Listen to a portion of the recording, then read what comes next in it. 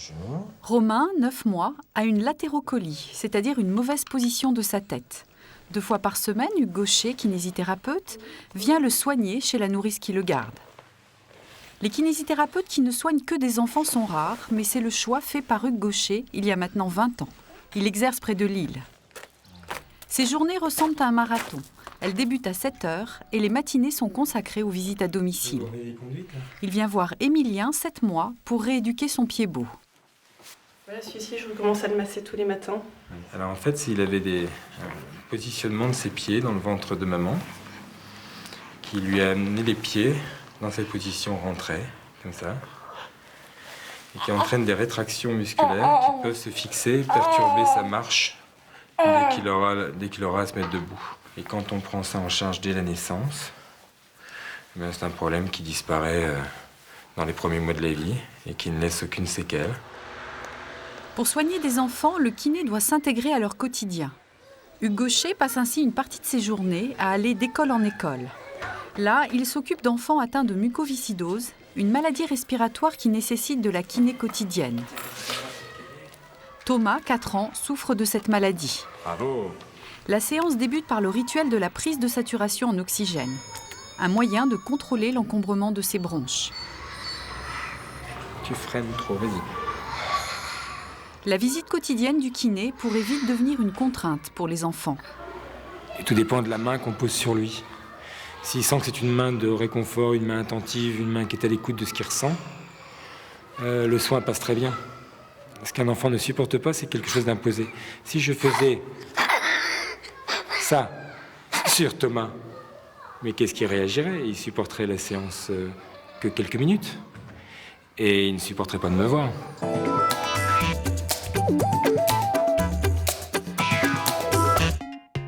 Le kinésithérapeute effectue des actes de massage, de gymnastique médicale et de rééducation fonctionnelle et motrice. Ces patients sont aussi bien des adultes que des enfants. Quelqu'un qui s'est cassé la jambe, qui a été opéré, qui souffre de troubles neurologiques ou qui est paralysé se fera rééduquer par un kiné. Chez les enfants, 80% des interventions concernent de la kinésithérapie respiratoire pour des maladies comme des bronchiolites, de l'asthme ou la mucoviscidose. Vas-y, inspire.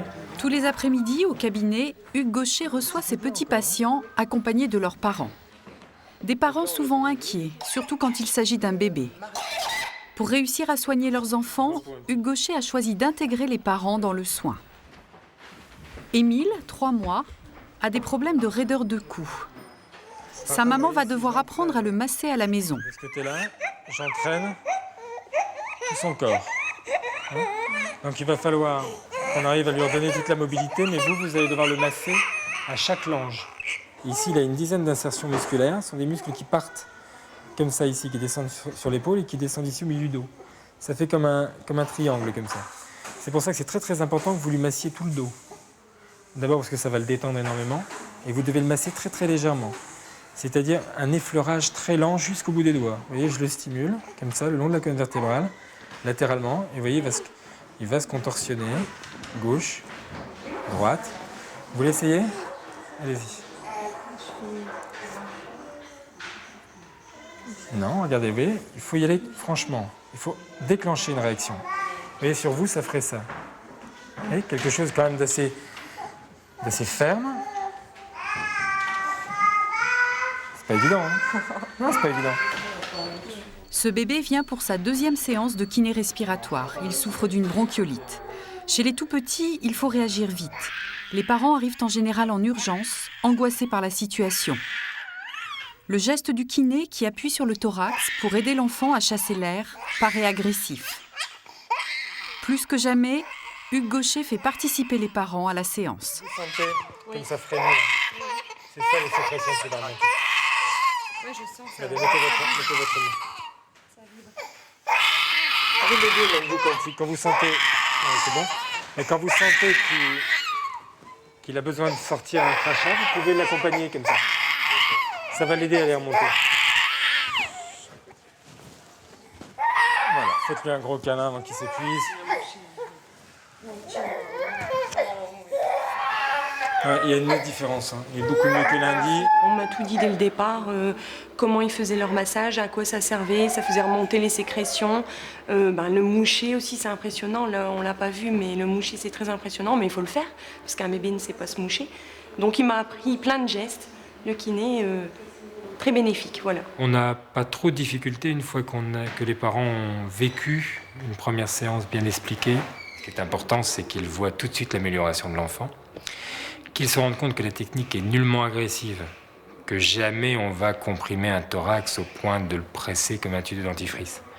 On respecte l'enfant, on l'aborde doucement. S'il pleure, c'est relativement accessoire.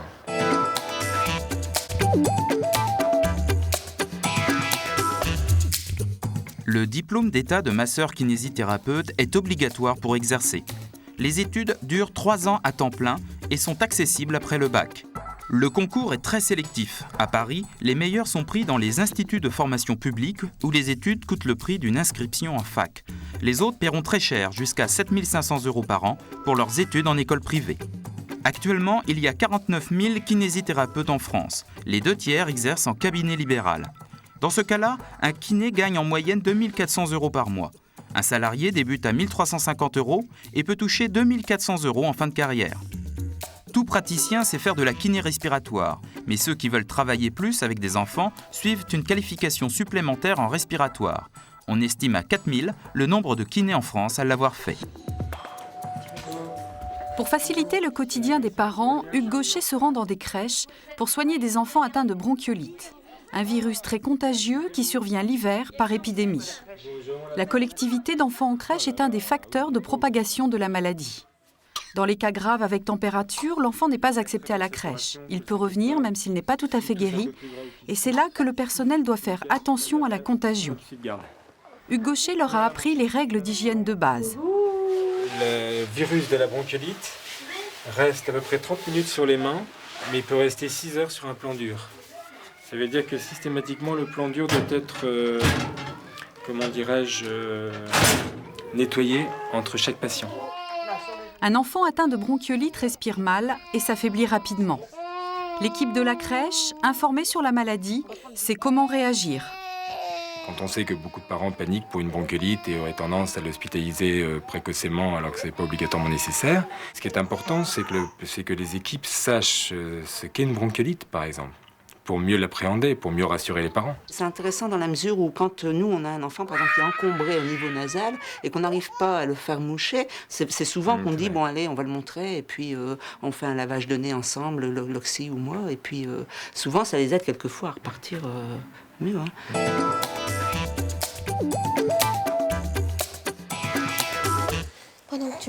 Dominique Aleli est kinésithérapeute et ostéopathe.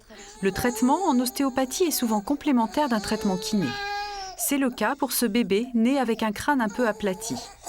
Par la position de ses mains, Dominique Aleli agit sur les tissus pour remodeler le crâne.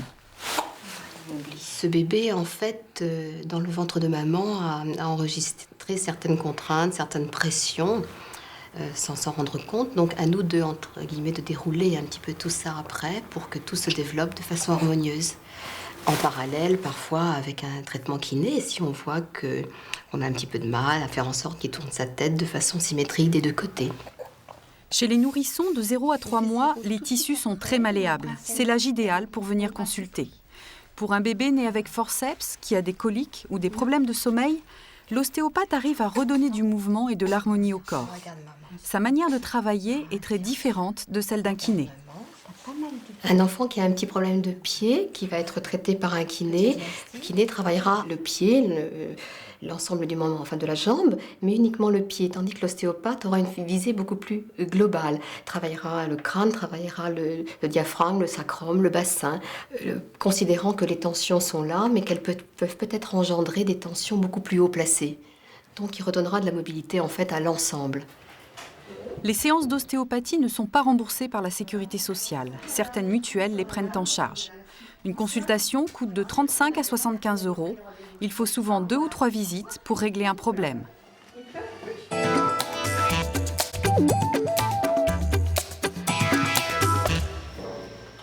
Dans certaines pathologies, le kiné a un rôle primordial.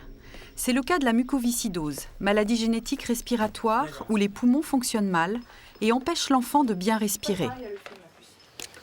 Garance, 4 ans et demi, fait partie des 7 enfants atteints de ce mal qui sont suivis quotidiennement par Hugues Gaucher. Pour les familles, c'est une lourde contrainte, entre les médicaments à prendre chaque jour et les hospitalisations régulières. Pour la maman de Garance, Hugues Gaucher est un soutien. Et si Garance n'est pas de bonne humeur, je suis ferme avec elle, parce que je reste un professionnel. Mon objectif, c'est quand même bien qu'elle ne soit jamais encombrée. Donc, et ça, elle le sent. Elle n'a pas le choix. Il y a quelque temps, elle a dû faire des aérosols. Pas moyen de lui faire prendre. J'ai appelé Hugues en lui disant « Écoute, viens m'aider, j'arrive pas ». Et donc, il a trouvé les mots justes. Et maintenant, ça va tout seul. Il n'y a plus aucun problème. C'est arrivé une fois où on a dû un peu remettre les choses à leur niveau en disant « C'est important pour toi, il faut que tu le fasses tous les jours ». Bon, et donc, la seule personne extérieure qui ait des affinités avec Garance, j'ai trouvé que Hugues, en me disant, bon, il a suffisamment de fermeté, il sait que c'est important, il comprend la maladie, il est impliqué suffisamment dans notre vie pour savoir doser les choses. Chaque soir, Hugues Gaucher vient rendre visite à Julien. Salut. Il a 14 ans et le kiné le suit quasiment depuis sa naissance, depuis que la mucoviscidose a été dépistée. Au fil du temps et des visites quotidiennes, une complicité s'est créée. Le kiné fait partie de la famille. Inspire à fond. Ouais, super. 10. Au début, c'est vrai que c'est pas évident parce que bon, c'est pas quelqu'un d'étranger qui vient de chez nous, comme ça, dans notre famille, mais on s'y fait. Et puis, je dirais, c'est comme ça, c'est tous les jours. Et on sait qu'il va venir, qu'il va contrôler Julien, qu'on va être rassuré de savoir que tout va bien. Et puis, c'est tout, quoi. C'est une habitude. C'est une habitude, C'est oui. tout. C'est quelqu'un qui maintenant rentre dans la maison et puis qui nous dit tout va bien et puis qui repart et puis. Et à demain. Et voilà. Ou alors parfois, bon, on repasse ce soir parce que ça va pas bien, mais par chance, touchant du bois, ça se passe très bien en ce moment. Voilà. Mais... Content de l'avoir, hein. Je changerai pas de kiné, hein. Non. Je pense que je l'ai connu, mais tout petit. Petit, oui. Mais il avait 2 mois. Il avait 2 mois. Il avait 2 mois. Il avait 2 mois, je me lasse pas de le voir tous les jours. C'est fou quand même. C'est extraordinaire. Il a son caractère. Il a un sacré caractère, un bon caractère. Vous l'écoutez aussi, Ah non? bah, Vous savez oui, très je bien. j'écoute, puis de toute façon je l'écoute pas non plus. Si j'ai décidé, c'est moi qui décide. Hein? Non, mais- Quand je veux quelque chose, je l'obtiens. Non, c'est bien. Il est de très bonne humeur.